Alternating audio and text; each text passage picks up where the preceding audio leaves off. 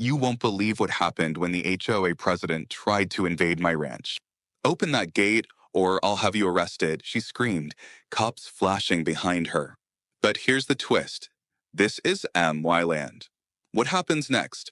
I'm Jack Harrison, and this is how a retired firefighter took on an HOA empire and exposed their criminal secrets. Stay tuned, the ending will shock you. Behind Marlene stood two other board members, sheepish and clutching clipboards like shields, while I stood tall behind my fence, arms crossed, holding my ground. No, ma'am, I said calmly, looking her dad in the eye. This is private property. You're not welcome here. That's when Marlene lost it. She stomped the gravel with her heels, whipped out her phone like a weapon. That's it. I'm calling the police. You'll be removed in handcuffs, you arrogant squatter. Squatter. 7 years of sweat, blood, and memories on this 20-acre plot almost stolen by a woman with a clipboard. But none of that mattered to Marlene. In her twisted mind, everything within a 10-mile radius belonged to her precious HOA, even though my ranch sat legally outside their boundary. She started screaming into the phone, demanding an officer come immediately for trespassing and noncompliance. The other board members backed away like rats fleeing a sinking ship. That's when I saw the flashing lights coming down the hill. My heart hammered against my ribs. Were the cops about to drag me off my own land? I'm Jack Harrison, 42 years old, a retired firefighter living on a peaceful ranch in northern Arizona. 20 acres of open field, horses, chickens, and complete peace until Marlene moved into the HOA down the road and decided she was queen of everything in sight. Marlene Boyd drives a pearl white SUV the size of a boat and wears sunglasses so big you'd think she was hiding from the FBI. She became HOA president last fall, and ever since, she's been acting like a sheriff in an old Western. Rules, regulations, inspections, even for homes not in the HOA. Somehow she'd convinced herself my ranch fell under her rule book. The war started 3 months ago when developers paved a fancy road connecting the HOA neighborhood to the main highway, cutting right behind my ranch. Ever since then, HOA members started treating my land like their personal playground, jogging near my fence, cutting through my property, letting their dogs defecate near my porch. One kid even drove his dirt bike straight through my garden, destroying weeks of work. I put up private property signs, installed cameras, built a steel gate with a code lock. But Marlene wasn't having it. She left a letter in my mailbox claiming I was in violation of community beautification codes. Beautification? This is a working ranch, not a golf course. I sent her a polite letter with my property boundaries, clearly marked as outside the HOA. She fired back. The map must be outdated. I'll be initiating an inspection next week. That inspection was the circus you witnessed at the beginning. That morning, I was feeding the goats when I heard tires crunching gravel. Marlene and two board members strutted toward my gate like they owned the place. No appointment, no permission, just barging in like a reality show crew. I met them at the gate, wiped my hands on my jeans, and stood my ground. Her smile was fake, thin, full of poison. Good morning, Mr. Harrison. As per HOA Regulation 14B, we're here to conduct an external inspection. I'm not in the HOA, I replied flatly. Marlene's face twitched. That's a gray area. The recent expansion brings new parcels under jurisdiction. Nope. I held up my property deed. Here's proof. Marlene didn't even look. Open the gate, Jack. No, ma'am. That's when she unraveled completely. Her voice went shrill, threats poured out, and finally, she called the cops. The police SUV rolled to a stop. Out stepped Officer Diaz, a young guy who'd bought eggs from me before, and a middle-aged woman with her hand near her duty belt. Marlene stormed over like a hurricane. Officers, thank God. That man is trespassing and refusing lawful inspection. I'm the HOA president, and I have authority here. The female officer, Sergeant Willis, according to her name tag, turned to me with professional calm. Sir, What's her name? Jack Harrison. I live here. ID and proof of ownership? I handed over my documents without hesitation. She stepped aside to review them while Marlene tried pushing past my gate. I don't need permission to inspect. This is about community safety. I gripped the gate firmly. You step 1 foot on my land, and I'll press charges for trespassing. Right then, crash. One of her board members had backed into my mailbox while trying to escape. Marlene spun around, furious. Both officers stepped in. Everyone stopped moving. Officer Diaz commanded. But when Sergeant Willis looked up from my paperwork, her expression had shifted completely.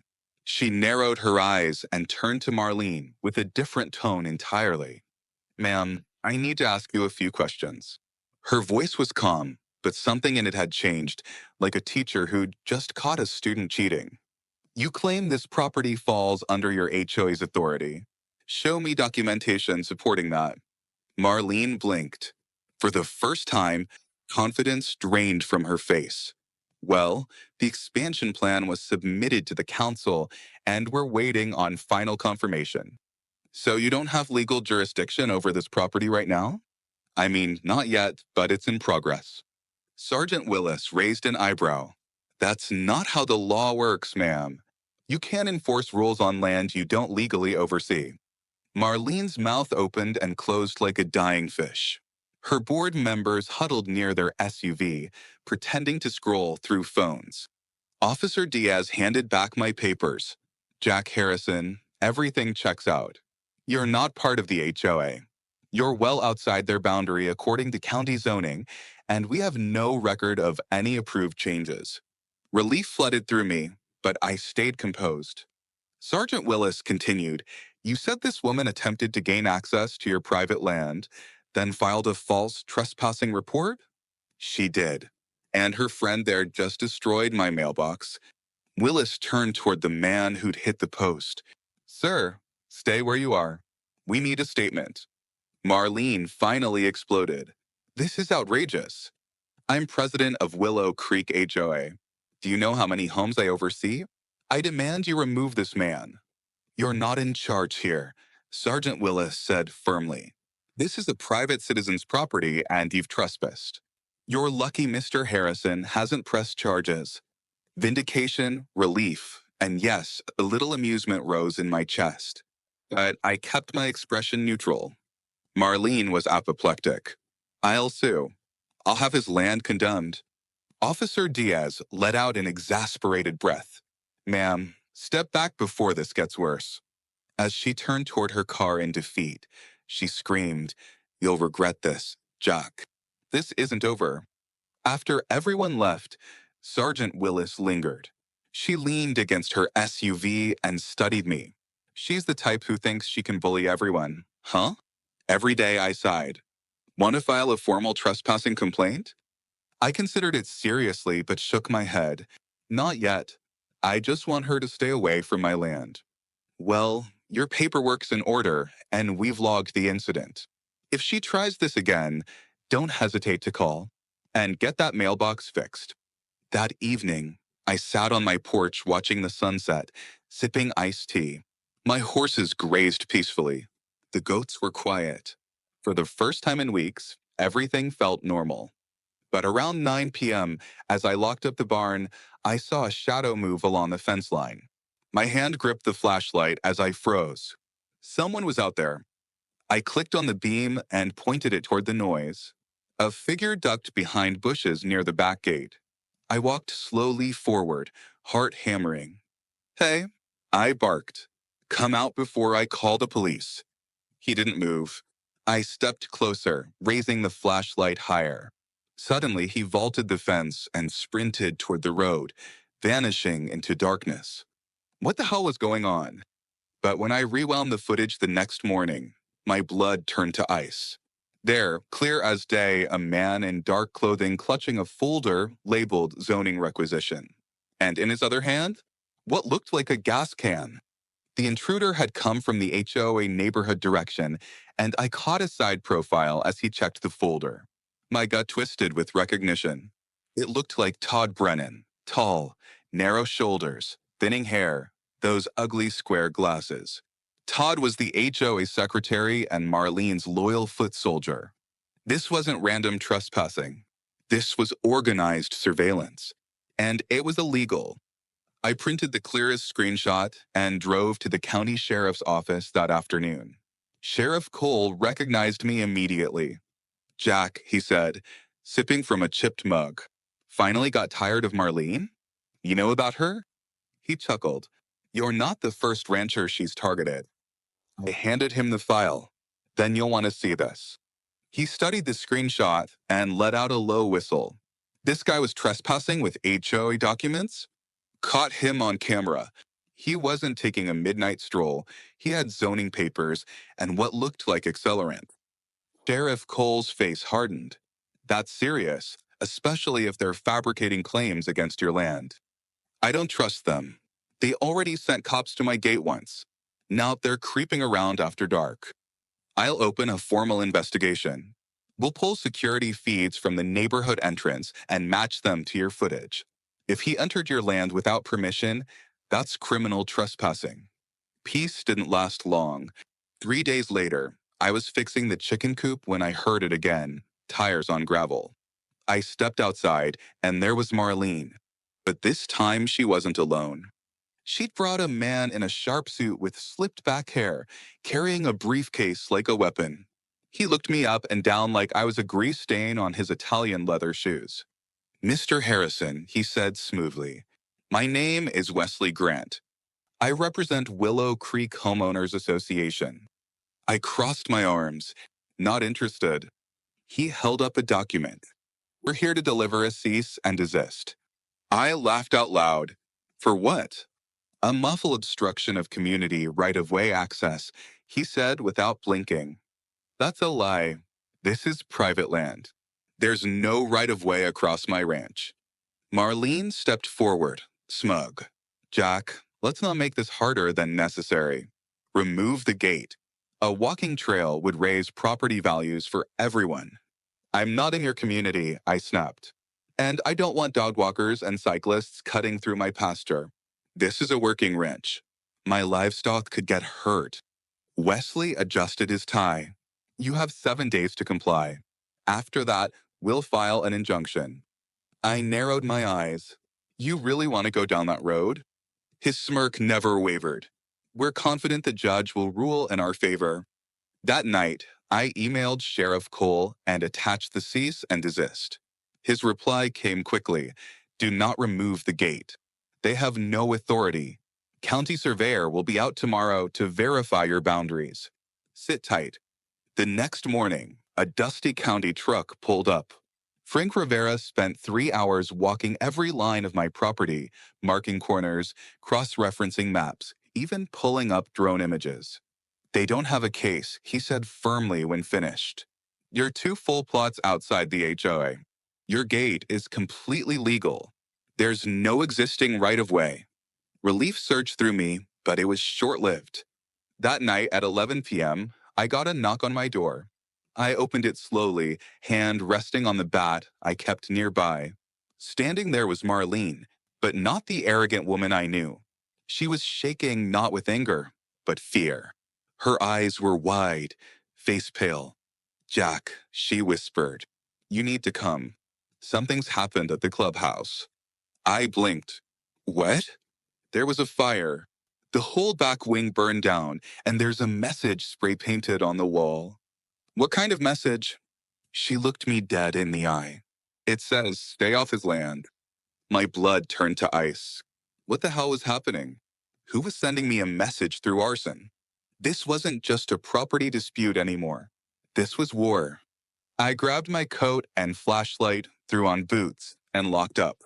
Marlene stood trembling, arms wrapped around herself. It was the first time I'd seen her without a trace of arrogance. "You sure you want me there?" I asked, still wondering if this was a setup. She nodded quickly. "The police are coming, but I thought you should see it yourself." 15 minutes later, we pulled up to the Willow Creek Clubhouse. I'd never set foot there before, always kept my distance from their meetings and block parties. But now the lawn was lit up with flashing blue and red lights. The fire was out, but damage was devastating. Back wall was charred black, windows shattered, air thick with smoke and melted plastic. HOA members stood behind police tape in pajamas and robes. Todd Brennan clutched his clipboard like a life preserver. Sergeant Willis was already there, flashlight in hand. She spotted me and waved over. Jack, I figured you'd show up. I was told there's a message. She nodded grimly and led me around the building to where the worst damage had occurred. There, in huge black letters spray painted on the only standing wall, "Stay OFF his land." My stomach dropped. This wasn't random. Targeted arson, Sergeant Willis confirmed. We found gasoline traces along the fence line. You think someone's doing this in my name? Or trying to make it look like you did it? Either way, it's dangerous and escalates everything. Marlene approached, still shaken. I didn't come here to pick a fight, Jack. I thought this was just a disagreement. She stared at the burned wall, voice trailing off. I said nothing. The truth was, I didn't know what to believe anymore either. Was someone in the HOA framing me to force legal action? Or was someone trying to help by threatening them? Neither answer was good. The next day, local news ran the story. Arson at HOA clubhouse raises questions about ranch dispute. My name wasn't mentioned directly, but neighboring rancher with boundary conflict was enough for anyone to connect the dots. I spent the day fielding calls. Some thought I was in trouble. Others said, about time someone taught them a lesson. But I didn't want any of this. All I ever wanted was peace and privacy on land I'd paid for. I called Sheriff Cole. I need legal protection for my property. He helped fast-track a restraining order against any HOA board member attempting to enter my land. But that wasn't enough. I installed motion sensor lights, added cameras, put up fresh no trespassing signs. Just when things seemed to settle, I was walking the west end of my property with Diesel, my German shepherd, when he suddenly froze near the fence. He growled low, ears pricked, then took off. Diesel, I shouted, running after him. He sprinted toward tall grass, barking madly. Then I saw it, half buried under brush, small black duffel bag. Diesel stood beside it, growling. I crouched down, heart pounding, and unzipped it slowly. Inside, a crowbar, lockpick set, and a manila folder with my name in red marker across the front. I opened the folder. Printouts, photos of my ranch, aerial shots, detailed property lines, even a page listing my land's value and the HOA's proposed greenway trail cutting right through the center. There was also a typed note in bold letters. This land isn't yours forever. We'll get it one way or another. My fingers went cold. This wasn't about a walking trail anymore. This was a planned takeover, and someone was willing to break the law to make it happen. Behind me, Diesel barked louder. I turned and saw movement. A figure in a hoodie ducking into woods beyond my fence, watching, then vanishing into darkness. I didn't chase. I ran straight home, locked doors, and called Sheriff Cole. This war was far from over. By the time Sheriff Cole arrived, dusk had settled over the Arizona landscape. I met him halfway down the driveway with the duffel bag, Diesel still on high alert. Where exactly did you find this? He asked, pulling on gloves. West fence line, under the brush. Diesel sniffed it out. He examined the contents and shook his head. This is deliberate surveillance and planning. Someone's tracking your movements, calculating your land value. Did you catch whoever was watching? Black hoodie, slipped into the woods. I wasn't stupid enough to chase someone who might be armed. Good. We'll do a sweep. I'll also get you emergency dispatch access. And Jack, don't leave this place unguarded. You should consider hiring a property lawyer. This feels bigger than HA overreach. That night, I barely slept. Every noise made me sit upright. Diesel paced the halls restlessly. I kept Boots by the bed and my hunting rifle within reach. By morning, I'd made up my mind. I called Mark Delaney, a private investigator from my firefighter days. I'll pay whatever you need. Find out who's behind this and how far they're planning to go. I'm on it. Give me a few days. 2 days later, I got another visit, but not from cops. Wesley Grant stood at my door with two men in plain clothes. One had a camera, the other held a tablet. What do you want now? I asked. We're here to make an offer, Wesley said calmly. An offer? I frowned. Willow Creek HOA would like to purchase your ranch. We're prepared to offer double the estimated market value. No strings attached. I laughed in his face. So you can bulldoze it for your precious Greenway Trail? He said nothing. You broke onto my land, spied on me, left threatening notes, burned down your own clubhouse. Whoever did it, and now you're trying to buy me off? Wesley didn't blink. You've become a public obstacle, Mr. Harrison.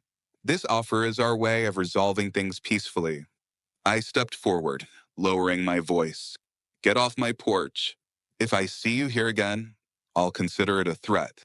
The cameraman lifted his lens. I grabbed the garden hose, turned it full blast, and soaked them all. They retreated quickly. Have a nice evening, gentlemen, I called as they drove away dripping wet. But I noticed something strange. Their SUV didn't turn toward the HOA neighborhood. It headed south toward the old developer trail, where I'd been told the land was unused and dead. That night, Mark called. I found something. You sitting down. Go ahead. There's a development contract on file with county zoning, hidden under a shell company. The contract outlines a multi-phase expansion project from the HOA. Guess what's in phase 2? I closed my eyes. My ranch. Exactly. They filed paperwork to annex it under emergency zoning revision, which would force a county vote, unless the land is currently owner-occupied and not under HOA covenant. So as long as I stay on my ranch, they can't move forward? Bingo. That's why they're desperate. That's why the pressure keeps increasing. I stood and looked out at my fields, fences, barn. This wasn't just about me anymore. It was about every private landowner these HOA vultures had tried to steamroll. Every person they'd scared off with legal tricks and fake authority.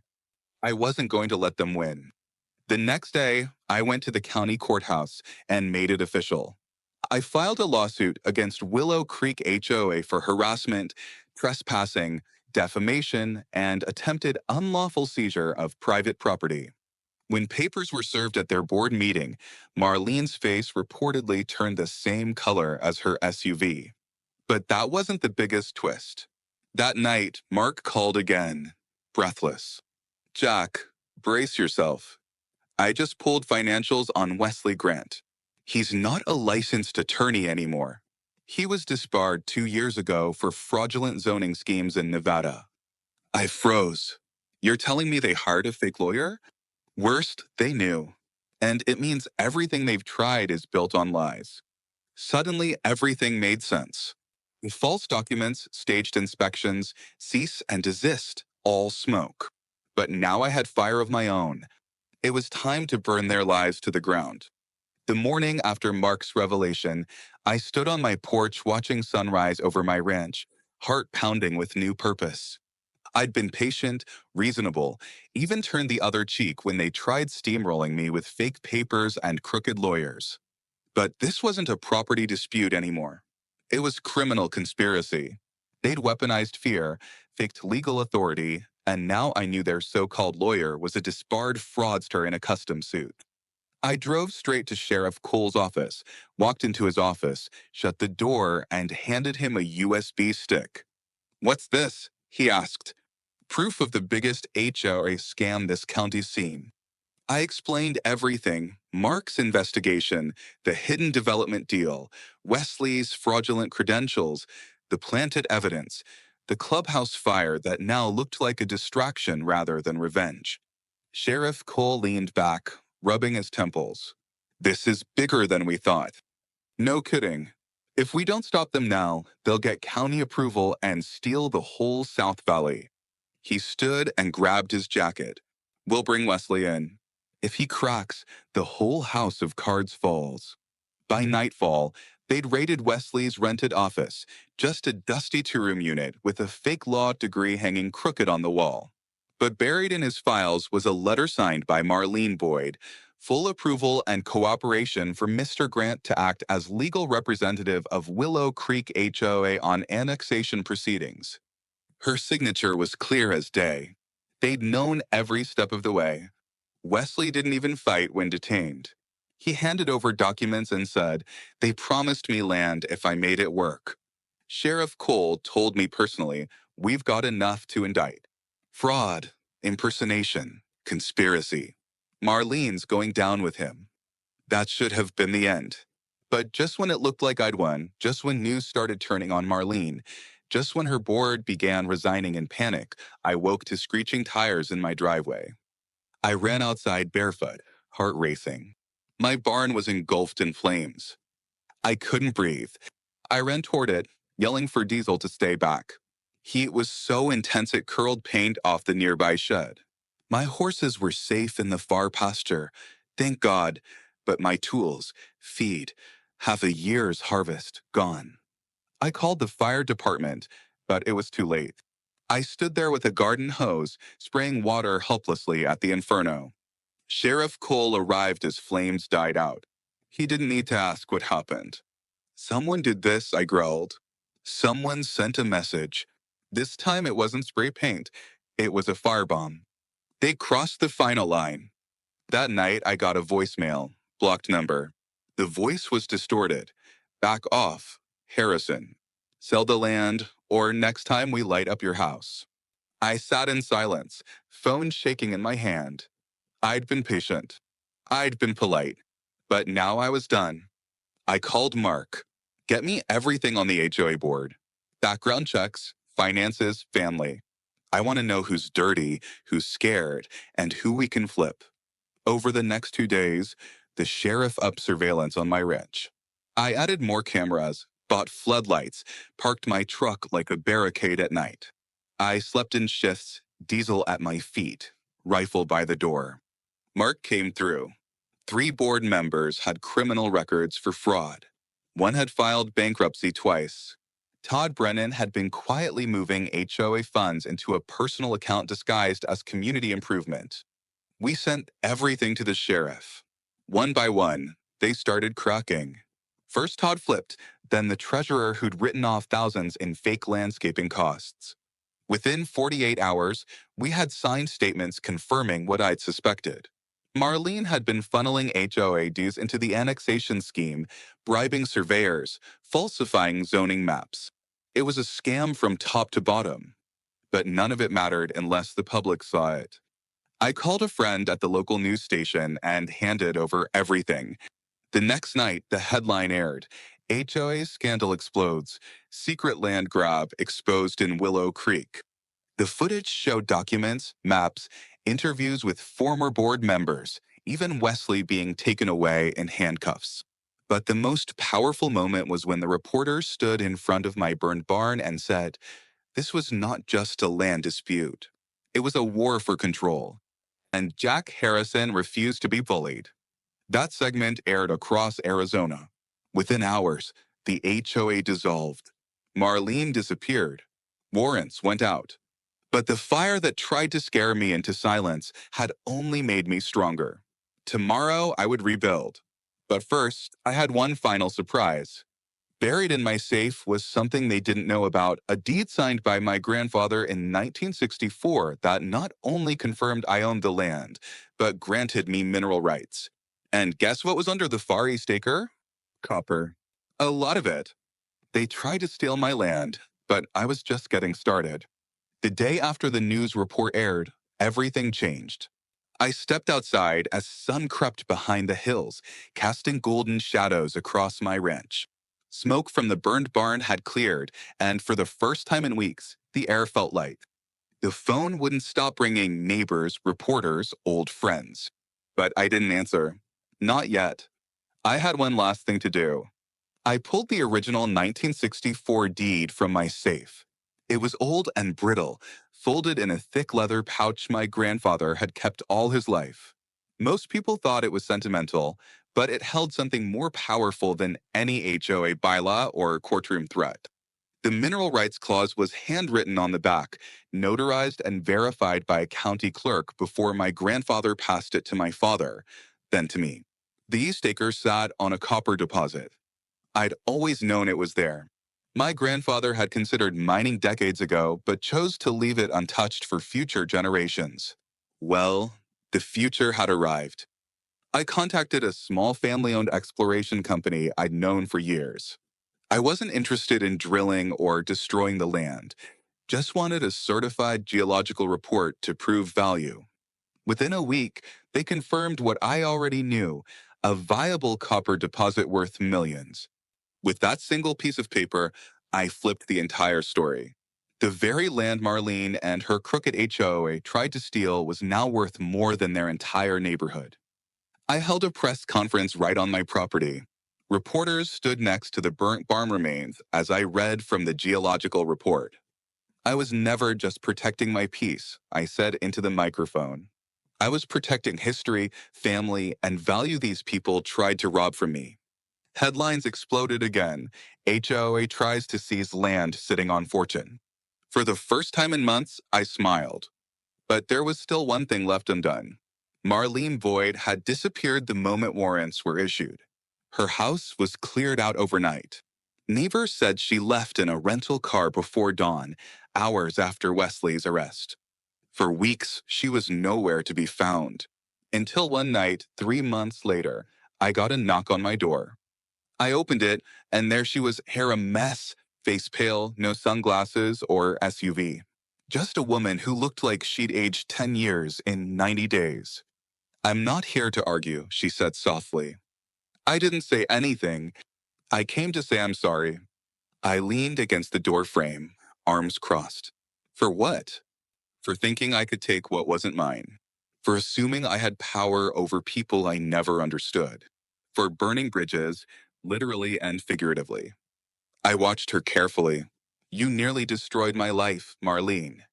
"I know, and I'm not asking for forgiveness. I just wanted you to know I lost everything. The HOA, my home, my savings.